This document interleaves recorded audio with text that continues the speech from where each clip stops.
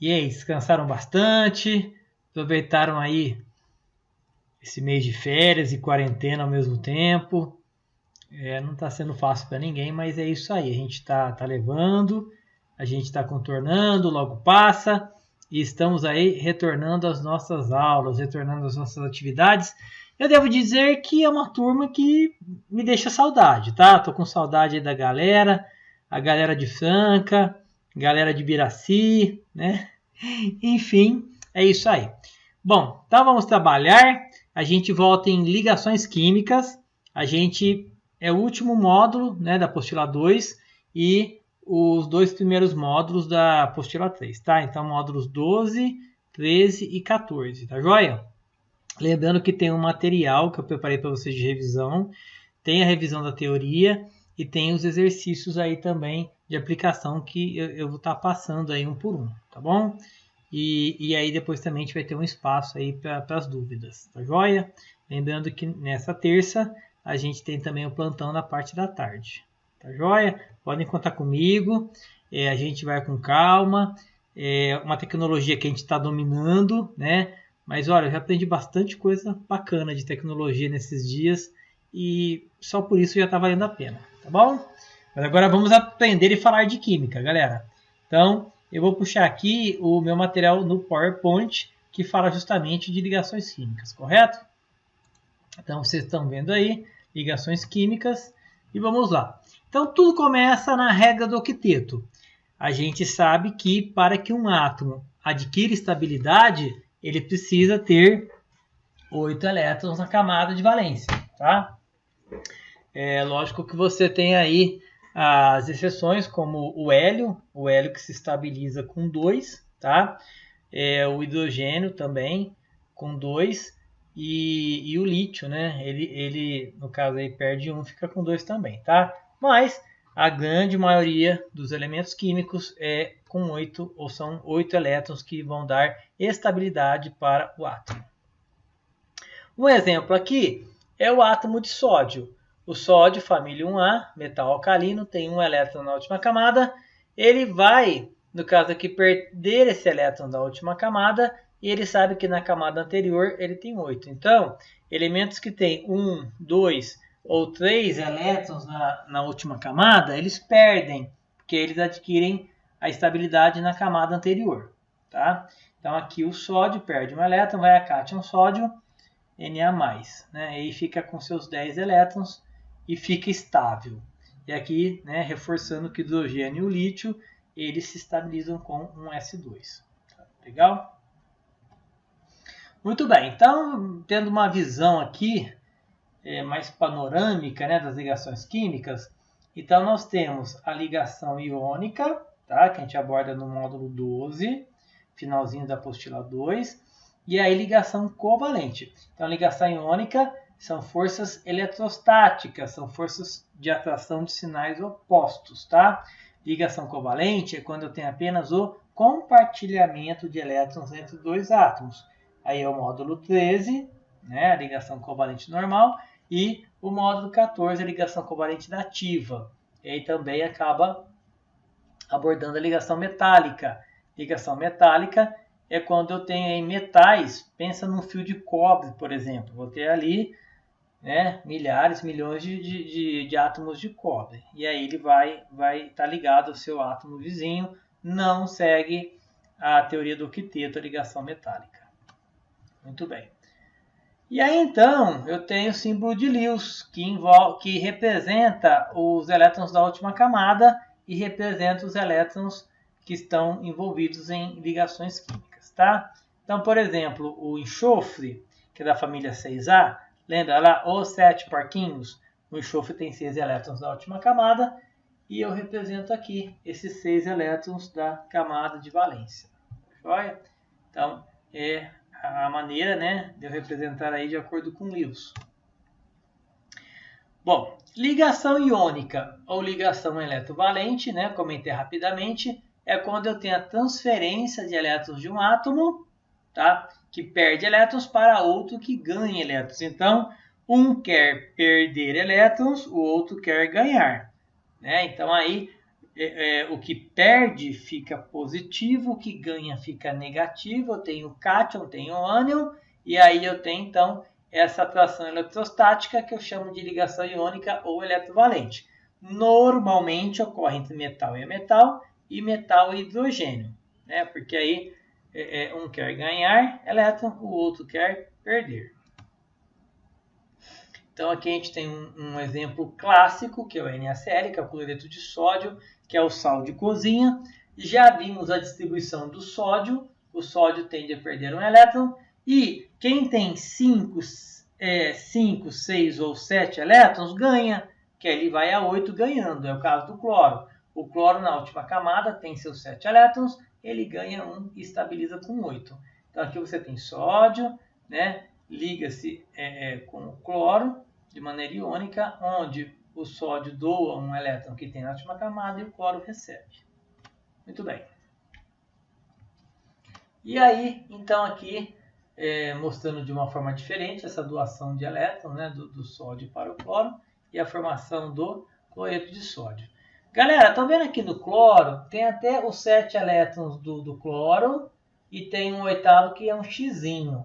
É interessante até você colocar, né, fica pedagógico, colocar esse elétron que veio do sódio como xizinho, mas lembre-se que os elétrons são todos iguais. Na verdade, eu não tenho como diferenciar um elétron que veio do sódio para um que era do cloro. Você pode colocar bolinha para todos se você quiser também. Bom, e aqui um outro exemplo, o cloreto de cálcio. O cálcio, metal alcalino terroso, família 2A, ele tende a ceder 2 elétrons, estabiliza-se com 8 na camada anterior. E o cloro, acabamos de comentar, tem 7, vai a 8, né? O cloro doa seus 2 elétrons, se estabiliza, o cloro recebe. E aqui a formação do CaCl2, cloreto de cálcio. Muito bem. E aqui então o esqueminha prático, né? Para você montar a formulinha desse composto iônico, sempre vem o cátion positivo antes, depois vem o ânion negativo. E se você chamou a carguinha aqui do cátion de X, esse X desce e torna-se o índice do ânion. Chamou a carga do ânion de Y, esse Y desce e torna-se o índice do cátion. Tá? E aqui um resuminho das famílias, conforme família 1A vai ser mais 1, Na+, família 2A, né, vai ser 2+, porque perde 2 elétrons, os magnésios 2+, e assim por diante. Tá joia? E aqui um outro exemplo também, o óxido de alumínio. Então, mostrando aqui que a carga, né, o NOx desce, tá? E aí, de maneira invertida, eu tenho os índices. Então, a fórmula molecular do óxido de alumínio é Al2O3. E aqui mostrando isso em termos de tabela periódica, tá? Então, depois na apostila tem até exercícios que vão explorar isso. A ligação iônica ela ocorre entre elementos que têm uma grande diferença de eletronegatividade, que é o caso de metais e ametais. Então aqui você tem 4 exemplos formados por metais, né? Aqui família 1A e 2A, e ametais. Então aqui ele colocou família 6A, família 7A, e tem uma diferença grande de eletronegatividade. Então vai ser um grupo, tá? Vai ser aquele grupo que doa elétrons e vai fazer uma ligação iônica com aquele grupo, né, que recebe elétrons. Joia? Bom, então a ligação iônica tem essa característica, ela é não direcional, então assim, o cátion ele interage com o ânion que está do seu lado, tá? E interage de todos os lados possíveis. Então aqui em 3D, a ligação no caso do NaCl, e aqui também a estrutura cristalina do cloreto de sódio, e você vê que tem sempre o cloro, no caso, é maior, ele está rodeado por átomos de sódio, e os átomos de sódio, né, envolvidos pelos átomos de cloro. Então sempre Na+, do lado Cl-, e daí, na prática, você no estado sólido vai ver que você não tem íons livres, eles estão muito próximos e muito atraídos entre eles. Aqui uma outra visão, né, do NaCl, da estrutura cristalina. E aqui nós vamos para as características dos compostos iônicos. Então, os compostos iônicos são sólidos nas condições do ambiente. Por quê? Devido a essa proximidade e essa interação de cargas opostas. possuem pontos de fusão e ebulição elevados por esse mesmo motivo e conduzem a corrente elétrica quando fundidos, né, quando passa o ponto de fusão, passam a líquido ou em solução aquosa, porque a água ela separa esses íons e aí torna, né, a solução condutora. E aqui uma figurinha só mostrando que se eu tenho aqui um soquete com uma lâmpada e eu coloco isso em água destilada e ligo na corrente, não conduz a corrente elétrica, eu não tenho íons livres, ok? Água destilada, galera. Não vem falar que eu vi em um filme que a moça estava tomando banho na banheira e morreu eletrocutada. É diferente, é porque aí a água da torneira tem sais minerais e aí conduz, a água destilada não. Aqui uma outra figura, onde você tem, por exemplo, um sólido, né, o sal de cozinha. Ele, se você colocar ali o positivo e o negativo da lâmpada, você vai ver que não acende, né? A lâmpada você vai ligar aí na corrente e não acende, porque o composto iônico não tem íons livres. Mas se você dissolver o composto iônico, vamos pensar no sal de cozinha, em água, fizer o mesmo teste, a lâmpada acende, porque aí você tem íons livres. A água ela separa o positivo do negativo e aí você tem então a lâmpada acendendo. Tá joia? É um teste bacana de fazer. Você pode fazer na sua casa mesmo, fazer o teste.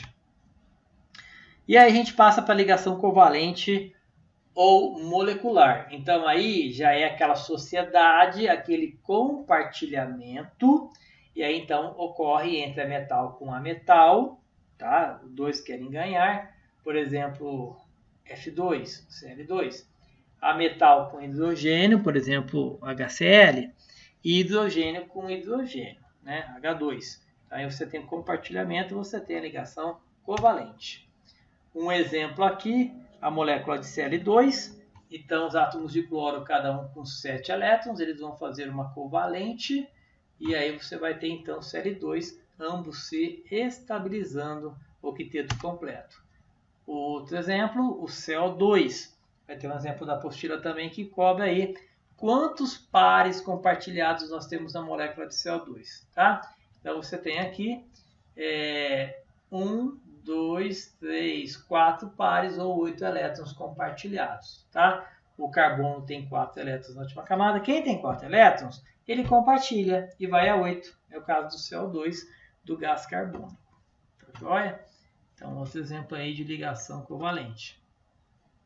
E temos aí a dativa. A ligação dativa é quando aquele átomo já se estabilizou, já está com 8 elétrons, fez as ligações necessárias e ele ainda tem par de elétrons que ele pode emprestar. A partir desse momento, você tem então a ligação covalente ou dativa. Ligação covalente dativa ou coordenada. Nesse caso, você pode indicar a dativa por uma setinha, mas modernamente também eles representam a ligação dativa por um traço. Tá? Então, às vezes confunde, né? Porque traço a gente faz a covalente normal e tem autor que faz traço adativa. Eu prefiro a flechinha, mas a gente vê que o mais moderno é um traço também representando a ligação dativa ou coordenada. Um exemplo aqui, o SO2, que é o dióxido de enxofre, onde você tem então o enxofre, que tem 6 elétrons na última camada, ele precisa ir a 8. Então, o enxofre, ele escolhe o oxigênio, ele faz uma dupla com esse oxigênio da direita, né? E aí você pode fazer uma dativa com ele, estabilizando um outro oxigênio. Então, você pega um parzinho, faz dativa, SO2, você pode ter o SO3 também, tá? Ainda tem um outro parzinho aqui que pode ser usado numa segunda dativa por esse enxofre. E aí as principais características dos compostos moleculares. Apresentam-se nos estados sólido, líquido e gasoso. Possuem baixos pontos de fusão e ebulição, geralmente baixos, tá? Diferente, né, daqueles compostos iônicos. Não conduzem a corrente elétrica, tem exceções aqui, ó. Os ácidos, tá? Os ácidos eles conduzem. Então você tem, por exemplo, o HCl. Você coloca o HCl em água, vai ter H+ e Cl-. E o NH4+, tá? Que também em água você tem aí ele com a sua formação de íons, né? Então você vai ter NH4+ e OH-. Então são dois casos aí onde você tem a condução. Os demais casos não conduzem a corrente elétrica, esses compostos moleculares. E terminando aí com ligação metálica, nossa teoria, onde você tem então a ligação metálica, obviamente ocorre entre metais, tá? E os átomos metálicos, eles são muito eletropositivos. Os elétrons ficam muito soltos e aí você tem os metais bons condutores da corrente elétrica. Você vai ter uma teoria chamada teoria da nuvem eletrônica, tá? Ou do mar de elétrons. E aí você tem os elétrons livres, que ficam ali entre os cátions, e esses elétrons livres, eles fazem com que você tenha a condução da corrente elétrica. Tá joia? Galera, então essa é a teoria que eu gostaria de passar para vocês, tá? E aí, eu vou dar então uma passadinha nos exercícios da apostila 2 e 3. Então vamos lá. Eu vou dar uma passadinha rápida, né? Vocês têm essa resolução no meu resumo, mas também na nossa videoaula a gente comenta mais, tá? Mas enfim, vamos lá, terminando então a apostila 2, esse módulo 12 que está na página 382. Então ele me dá um gráfico com a variação da eletronegatividade em função do número atômico. Ele me coloca aqui, ó, sempre dois elementos que têm uma grande diferença de eletronegatividade: lítio com flúor, sódio com cloro, potássio com bromo, rubídio com iodo, césio com astato. Então aqui essa grande diferença de eletronegatividade, né, faz com que você possa ter ligações entre eles.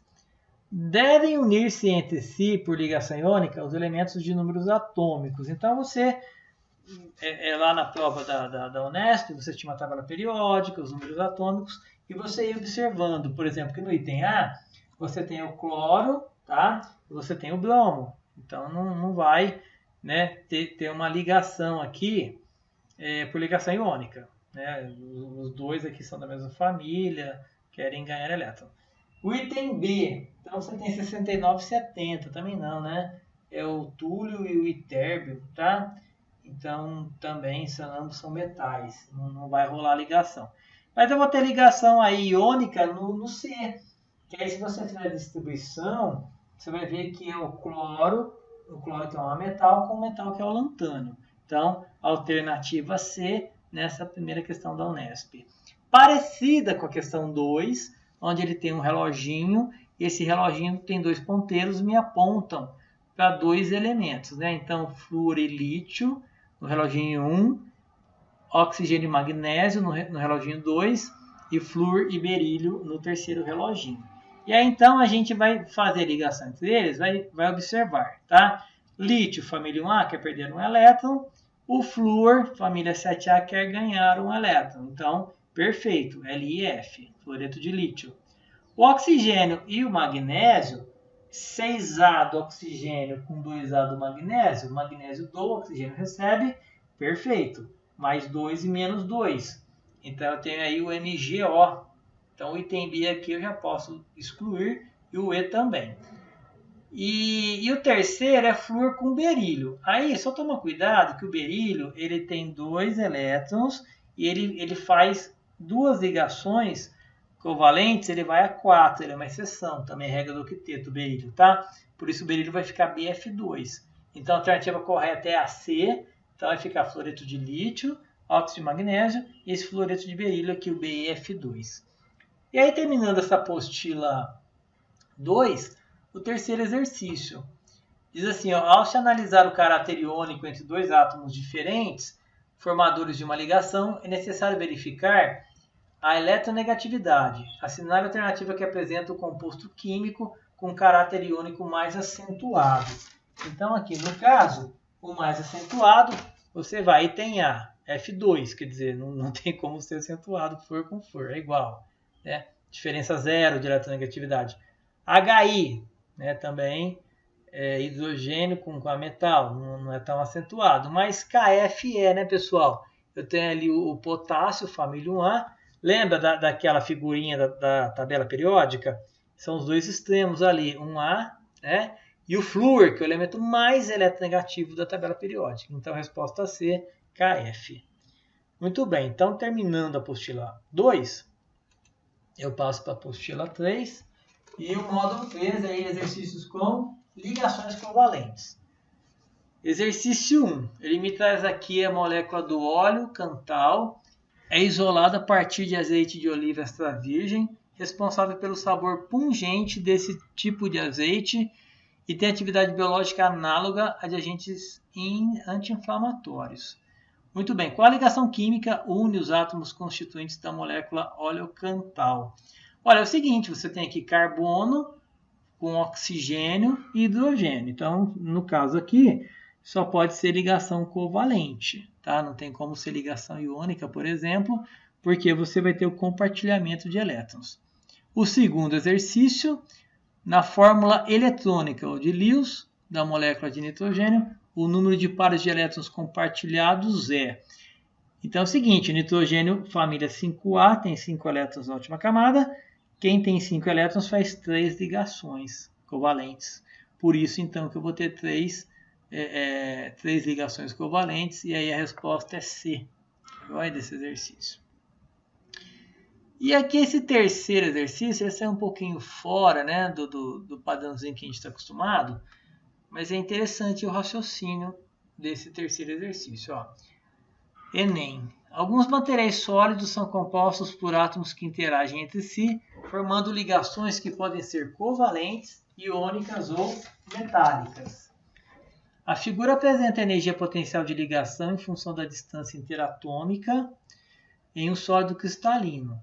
Analisando essa figura, observa-se que na temperatura de 0 Kelvin, 0 Kelvin está aqui, ó, é o R0, a distância de equilíbrio de ligação entre os átomos corresponde ao valor mínimo de energia potencial. Então aqui é a temperatura mais baixa, né? Temperatura igual a 0 Kelvin. Então aqui você tem, igual ele fala, corresponde ao valor mínimo de energia potencial. Acima dessa temperatura, a energia térmica fornecida aos átomos aumenta a energia cinética. Lógico, energia fornecida, você vai ter uma energia cinética, vai ter uma vibração desses átomos, né, que estão se ligando, e faz com que eles oscilem em torno de uma posição de equilíbrio média, círculos cheios. Então tem essas bolinhas aqui. É o que acontece quando um átomo, por exemplo, ele absorve a radiação no infravermelho, que vem do Sol, que seja, tá? Ele vibra, é bem isso mesmo. Bom, que é diferente para cada temperatura. Então, temperatura 1, 2, 3 e 4, tá? A distância de ligação pode variar sobre toda a extensão das linhas horizontais, identificadas como o valor da temperatura de T1 a T4, temperaturas crescentes. Então, você vê que foi saindo de 0 Kelvin, T1, T2. Então, quanto mais você aquece, você fornece energia, você vê que vai deslocando, né, a distância interatômica. Mas enquanto está ligando, estão ligados, essa ligação está ali, ela existe. O deslocamento observado na distância média revela o fenômeno da... Olha, o que acontece? Você tem ali dois átomos ligados, fornece energia, e eles se distanciam, né? Vão vibrando, os átomos se distanciando, é o fenômeno da dilatação, tá joia? Resposta B.